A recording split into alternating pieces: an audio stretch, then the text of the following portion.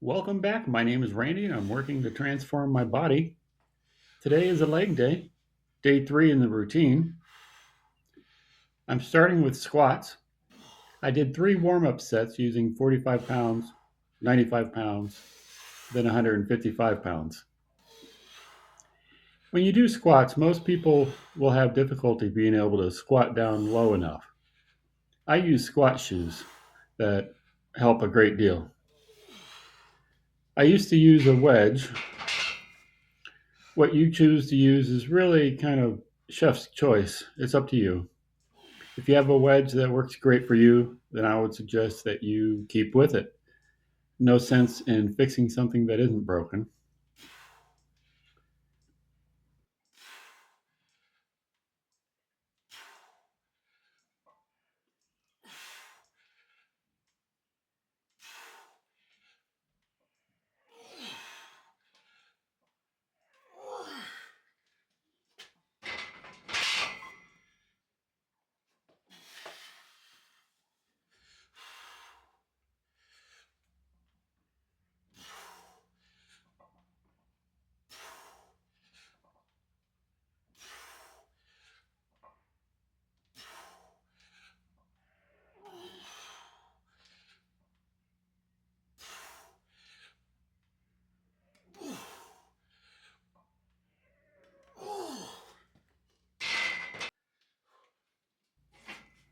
Next are the Romanian deadlifts.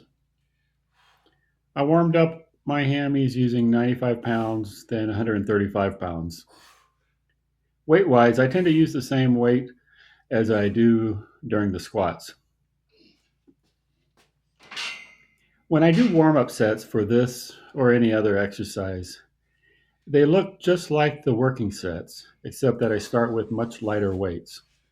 Then I use heavier and heavier weights. For the first warm up set, I might do 10 or 20 reps. For the next one or two sets, I use heavier weights and much fewer reps. My last warm up set tends to only have 5 or 6 reps.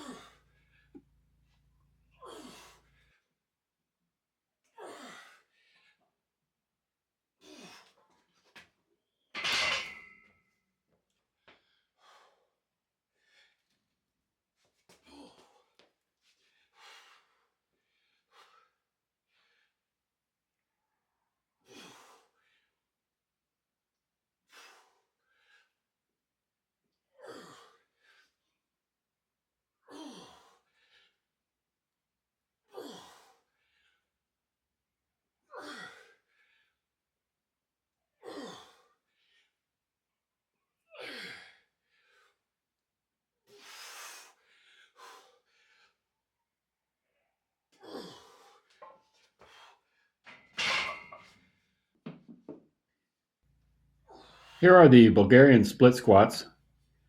No warm up sets for this. I did 2 working sets using 40 pounds.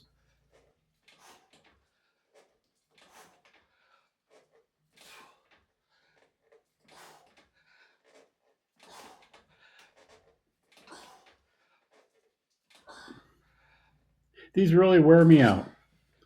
In between the right leg and the left leg, I have to pause and catch my breath before proceeding.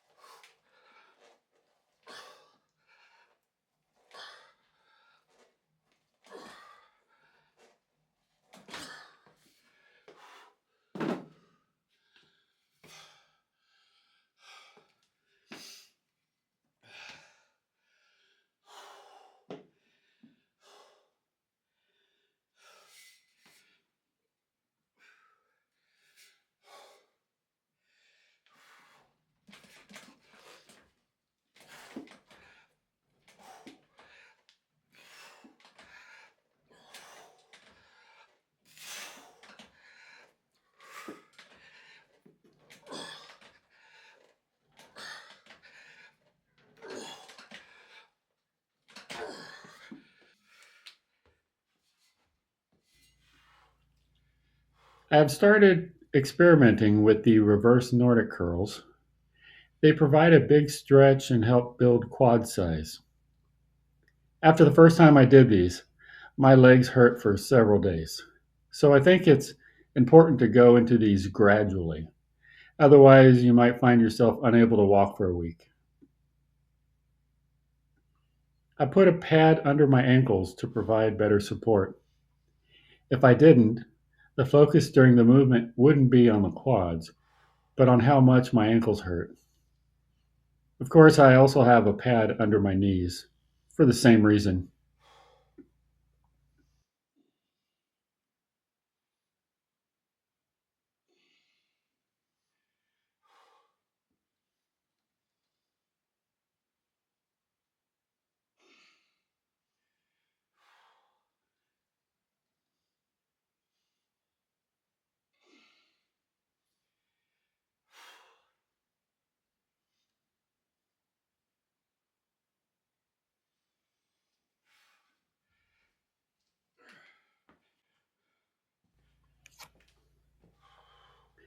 Here's my first attempt at the regular Nordic curls, which are for the hamstrings. So far, I suck at this.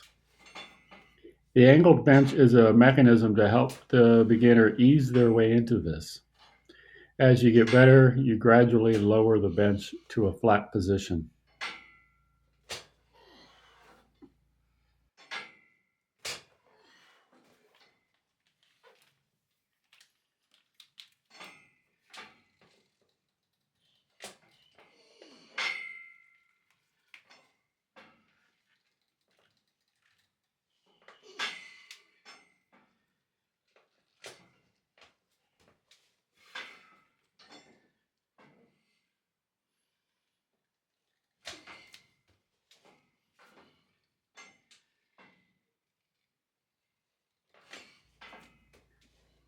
Well, that's it for the morning session, which lasted about 90 minutes, much longer than normal.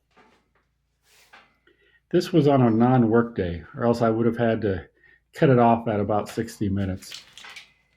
I will need to cut something out to make this fit into my schedule. After this, I did the evening session, which lasted only about 30 minutes. I did 2 sets of standing calf raises, using both legs at the same time. Like most of my sets, I do these to the point of failure, where I can't do another good rep with good form.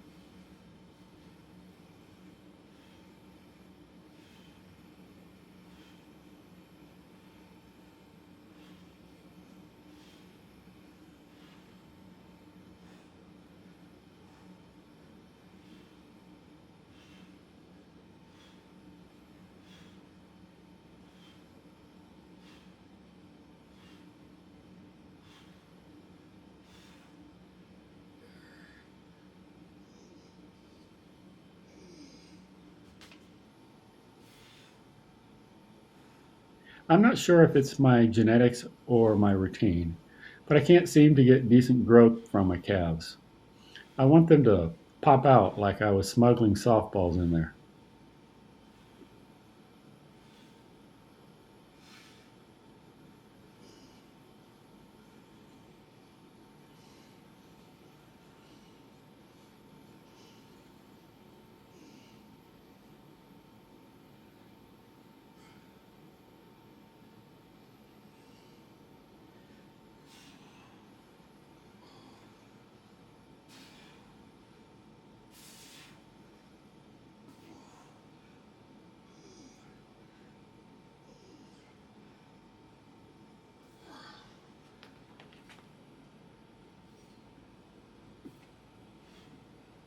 Next are the calf raises using just one leg at a time. Since I'm using the same weight as with 2 legs, the reps are a lot lower when only using one leg. I'm pointing my toes inward to try to put more focus on the outer part of my calves.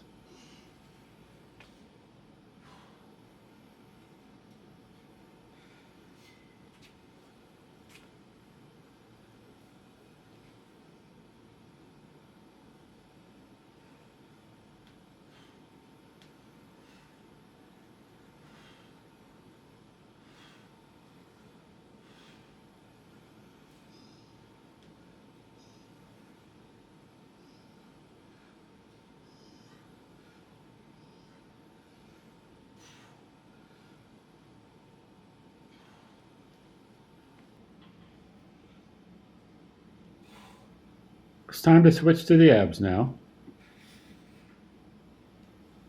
I started with these leg raises. As I do these, I think about squeezing my ab muscles. I want this to be more about the abs and less about the hip flexors.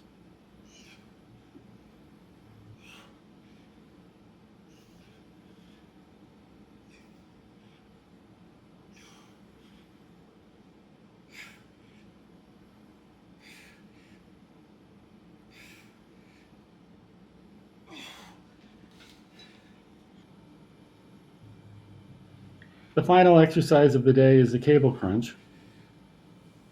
I will occasionally do normal crunches lying on the floor, but I like this variety because it allows me to add extra resistance to the move.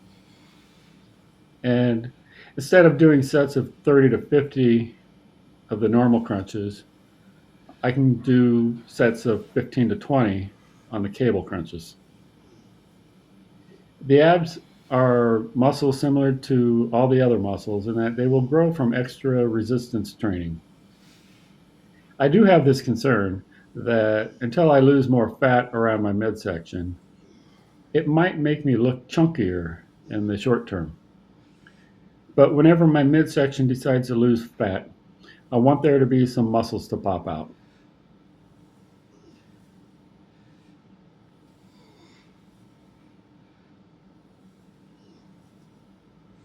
Well, that's it for today. Join me next time.